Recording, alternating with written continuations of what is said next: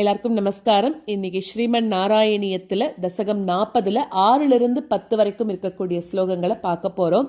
5வது ஸ்லோகத்தில் இடைச்சியர்கள்லாம் பார்க்குறா, இவ யாரு, எப்படி இதுக்குள்ள வீட்டுக்குள்ள வந்தா அப்படின்னு பார்த்துட்டு இருக்கா. அப்படி பார்த்துட்டு இருக்கிற போதே பெருமாளை கிருஷ்ணரை கையில் எடுத்துக்கிறா அப்படிங்கிற வரைக்கும் நம்ம 6வது ஸ்லோகத்தில் பார்த்தோம். 5வது ஸ்லோகத்தில் பார்த்தோம். இப்போ 6வது ஸ்லோகத்தில் அந்த பூத்தனை என்ன பண்றான்னா, அவளோட அந்த உடை நடை அந்த பாவனைகளால அந்த இடைச்சியர்களோட உள்ளத்தையே கவர்ந்துட்டாளாம். ஏன்னா அங்க இருக்கிறவா எல்லாரும் இடைச்சியர்கள். அவ்வளவா அப்படி இவ்வளவு மாதிரி அழகா யாருமே அங்க ட்ரெஸ் பண்ணிக்கல. இவ இவ்வளோ அழகா ட்ரெஸ் பண்ணிட்டு வந்த உடனே இவ யாரு, எங்கேயோ யாரோ ஒரு பெரிய இடத்துல இருந்து வந்திருக்கா போல இருக்குன்னு நினைச்சுன்னு அப்படியே உட்காந்துருந்தாளாம். அதனால இவ என்ன ஆயிட்டா, தடையில்லாம வீட்டுக்குள்ள போய் உக்காந்துண்டு, நீயே ஒரு கல்வன், உன்னை எடுத்துட்டு தன்னோட கையில வச்சுட்டு உனக்கு பால் புகட்டணும் அப்படின்னு தன்னோட மார்பகத்தை கொடுக்கறா அப்படிங்கிறது 6வது ஸ்லோகம். 7வது ஸ்லோகத்துல குழந்தைகள் எல்லாரையும் கொல்றா அப்படிங்கிற விஷயம் குருவாயூரப்பனா இருக்கக்கூடிய உனக்கு தெரியாம இல்ல. இவளை நேர்ல பார்த்தோன்னே உனக்கு இன்னும் ரொம்ப கோபம் வந்துதான். ஆனா கூட நீ என்ன பண்ற, பயம் எல்லாம் உனக்கு எதுவுமே இல்லாம அவளோட மடியில நீ ஏறி உட்காந்துட்ட, கல்வனுக்கே கல்வனாச்சே நீ அப்படின்ற அந்த மாதிரி நீ உட்கார்ந்ததுக்கு அப்புறம் அவளோட அந்த பெரிய மார்பகங்கள்ல விஷத்தை அதாவது அழிவு கொடுக்கக்கூடியதுமா இருக்கக்கூடிய அவளோட அந்த மார்பகத்தை அடியோட, அதாவது அவளோட மார்பகத்திலேருந்து வரக்கூடிய பாலை உறிஞ்சுற மாதிரி அவளோட உயிரையும் சேர்த்து உறிஞ்சி குடிச்ச அப்படிங்கிறது 7வது ஸ்லோகம். 8வது ஸ்லோகத்துல அந்த மாதிரி பாலை குடிச்சுட்டு இருக்கிற போது உயிரையும் சேர்த்து நீ உறிஞ்சிட்டதுனால அப்ப என்ன ஆயிடுத்தா, அந்த பூத்தனா ஒரு ரொம்பவும் நீ அந்த வலி தாங்க முடியாம ஒரு இடி மாதிரி ஒரு பெரிய இடி மாதிரி ஒரு குரலை எழுப்பி பயம் தரக்கூடிய அவளோட உண்மையான வடிவத்தை எடுத்துட்டாலும். அதுக்கப்புறம் என்ன ஆயிடுத்துன்னா, 2 பக்கமும் 2 கைகளையும் விரிச்சுண்டு மல்லாந்து கீழே விழுந்துட்டா. அழகான உருவம் எடுத்துட்டு வந்தவ இப்ப தன்னோட அந்த பிசாசு உருவத்தை, அந்த பூதம் போல இருக்கக்கூடிய உருவத்தை எடுத்துட்டு அப்படியே அந்த வீட்டுல மல்லாந்து படுத்துட்டாளாம். இது 8வது ஸ்லோகம். 9வது ஸ்லோகத்துல கோகுலத்துல இடையர்கள் அவ எல்லாம் இந்த மாதிரி ஒரு குரல் எங்கேந்து வருது அப்படின்னு கேட்டு அதுல அப்புறமா அங்க பார்க்க வரா. அப்படி வரும்போது பயங்கரமான ஒரு அசுர உடம்போட இருக்கக்கூடிய ஒன்ன பார்த்து, அதாவது அந்த பூத்தனைய பார்த்து திடுக்கிட்டு என்ன பண்றதுன்னே தெரியாம நின்னுட்டாளாம். இந்த வீட்டுக்குள்ள இவ்வளோ பெரிய உருவமா, எப்படி வந்தது, எங்கேருந்து வந்தது அப்படின்னு ரொம்ப ஆலோசனை பண்ணிட்டு பயத்துல நின்றுட்டு இருக்காளாம். அப்போ அந்த பூத்தனையோட மார்பில் நீ என்ன பண்ணிட்டு இருந்த, ஜாலியா விளையாடிட்டு இருந்த அப்படிங்கிறான். அப்படி விளையாடிட்டு இருந்த ஒன்ன அந்த கோபியர்கள்லாம் ஓடி உனக்கு ஒன்னும் ஆயிடலையே அப்படின்ற பயத்துல ஒன்னு தூக்கின்ட்டாளாம் கையில. இது 9வது ஸ்லோகம். 10வது ஸ்லோகத்துல அதுக்கப்புறம் என்ன பண்ணா, உனக்கு உன்னோட திருப்பெயர்களை வச்சுட்டே உனக்கு காப்பு பண்ணா, திருஷ்டி எடுத்தா. இந்த மாதிரி ஒரு அசுரர் அதாவது அசுர குலத்திலிருந்து வந்த ஒரு பெண் இப்படி ஒன்ன பண்ணிட்டாளே அப்படிங்கிறதுக்காக இங்க இருக்கக்கூடியவெல்லாம் பயந்துண்டு உனக்கு திருஷ்டி எடுத்தா, திருஷ்டி சுத்தி போட்டா அப்படின்னு சொல்ற. அப்படி இருக்கக்கூடிய குருவாயூரப்பனுக்கு தலைவனா, குருவாயூருக்கு தலைவனா இருக்கக்கூடிய நீதான் என்ன எந்த விதமான நோயும் இல்லாதவனாக்கி உனக்கே எப்பவுமே தொண்டனாக இருக்கும்படி எனக்கு நீ அருள் புரியணும் அப்படின்னு சொல்லி இந்த 40வது தசகத்தை பூர்த்தி பண்ற ஸ்லோகத்தை பார்க்கலாம். லலித பாவ விலாச ஹிருதாத்மபிஹி யுவதிபி பிரதிரோதுமபாரிதா ஸ்தனமசௌ பவனாந்த நிஷேதுஷி பிரததுஷி பவதே கபடாத்மனே லலித பாவ விலாச ஹிருதாத்மபிஹ யுவதிபிः பிரதிரோதுமபாரிதா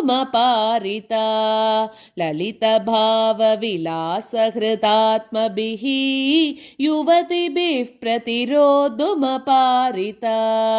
स्तनमसौ भवनान्तनिषेदुषी प्रददुषी भवते कपटात्मने स्तनमसौ भवनान्तनिषेदुषी प्रददुषी भवते कपटात्मने ललितभावविलासहृतात्मभिः युवतिभिः प्रतिरोधुमपारिता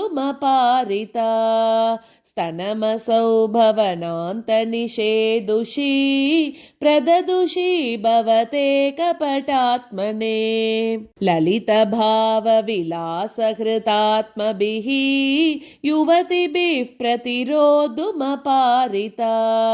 स्तनमसौ भवनान्तनिषेदुषी प्रददुषी भवते कपटात्मने समधिरुह्य तदङ्कमशङ्कितः त्वमत बालकलोपनरोषितः महदिवाम्रफलं कुचमण्डलं प्रतिचुचूषित दुर्विषदूषितम् समधिरुह्य तदङ्कमशङ्कितः त्वमत बालकलोपनरोषितः समधिरुह्य तदङ्कमशङ्कितः त्वमत बालकलोपनरोषितः महदिवाम्रफलं कुचमण्डलं प्रतिचुचूषित दुर्विषदूषितम् महदिवाम्रफलं कुचमण्डलं प्रतिचुचूषित दुर्विषदूषितम्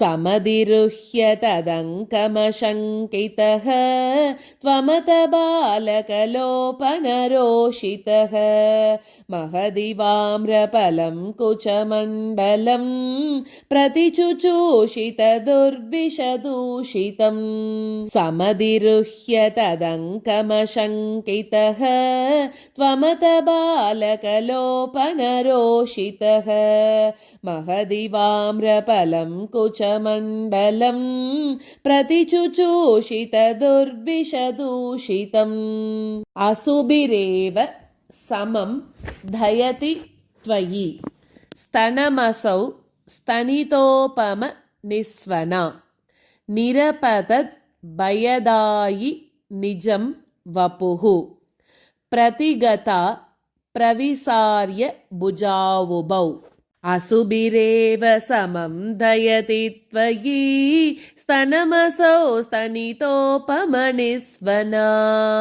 असुभिरेव समं दयति त्वयि स्तनमसौ स्तनितोपमनिस्वना निरपदद्भयदायि निजं वपुः प्रतिगता प्रविसार्य भुजावुभौ निरपदद्भयदायि निजं वपुः प्रतिगता प्रविसार्य भुजावुभौ असुभिरेव समं दयति त्वयि स्तनमसौ स्तनितोपमनिस्वना निरपदद्भयदायि निजं वपुः प्रतिगता प्रविसार्य भुजावुभौ असुभिरेव समं दयति त्वयि स्तनमसौ स्तनितोपमनिस्वना निरपदद्भयदायि निजं वपुः प्रतिगता प्रविसार्य भुजावुभौ भयदघोषण भीषण विग्रह श्रवणदर्शन मोहित वल्लवे व्रजपदे तदुरस्थलकेलनं ननुभवन्तमगृह्णत गोपिकाः भयदघोषण भीषण विग्रह श्रवणदर्शन मोहित वल्लवे भयदघोषण भीषण विग्रह श्रवणदर्शन मोहित वल्लवे व्रजपदे तदुरस्थलकेलनं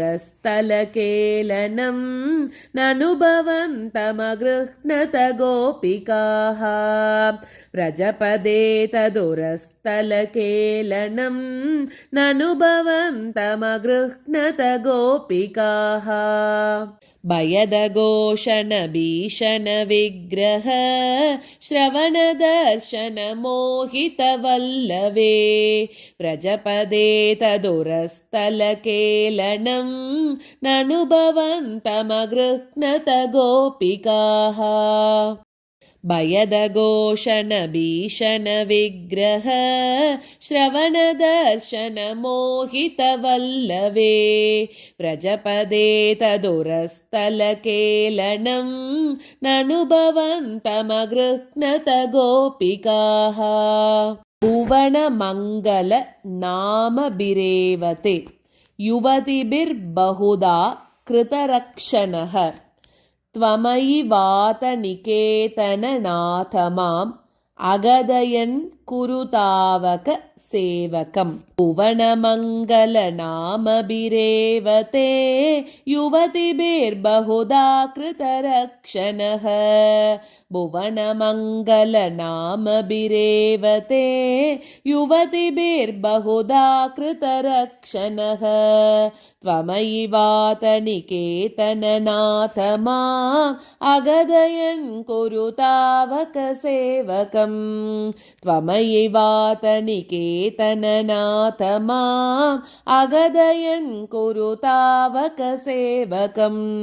भुवनमङ्गलनामभिरेवते युवतिभिर्बहुधा कृतरक्षणः त्वमयि वातनिकेतननाथ माम् अगदयन् कुरुतावक सेवकम् भुवनमङ्गलनामभिरेवते युवतिभिर्बहुधा कृतरक्षणः त्वमयि वातनिकेतननाथ माम् अगदयन् कुरुतावक सेवकम्